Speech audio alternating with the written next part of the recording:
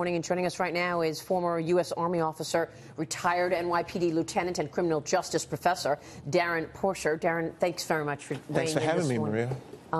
Your thoughts today after?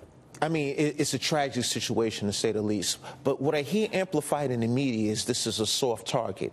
This was not a soft target, because you had an assemblance of 22,000 people for this concert. So you had a major police presence there. You had armed officers at this location. So what you had was a sense of vulnerability, because you had the shooter that was at a high vantage point that was able to shoot and kill numerous people. And so it wasn't a soft target. So moving forward, we want to look to how can we fortify ourselves or protect people in these large gatherings. And I think that's the question. Now people are afraid to go to concerts. They're afraid to gather with lots of people. I mean, can we do that?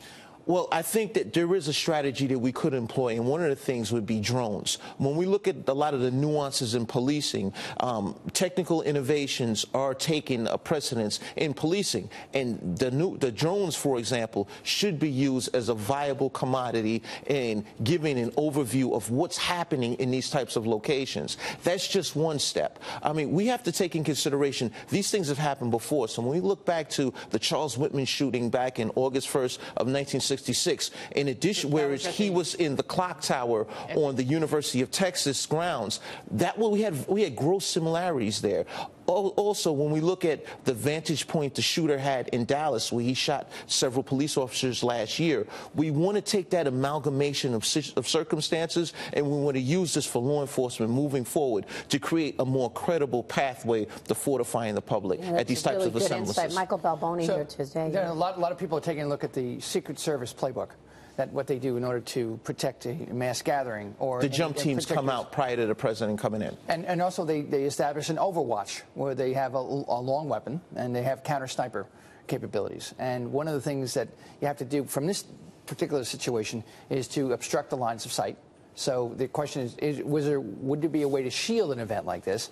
And then the other question is, could you have a coordinated counter-sniper position so that if you could pick up using infrared or any of the other technologies that are out there to pick up a flash, a muzzle flash, could you in fact engage? Not something we think about now, right?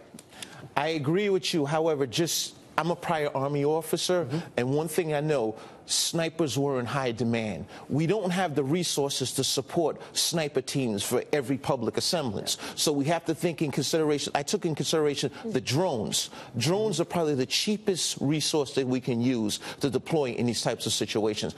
I'm a firm proponent in having snipers everywhere. We look at a place like New York City, Times Square. The NYPD deploys a sniper team throughout numerous buildings here in the Times Square area. However, that costs money, and there's a tremendous amount of training that goes into being a sniper, and I just don't think that we have those resources capable. What would the sniper be doing? What would the drones be doing?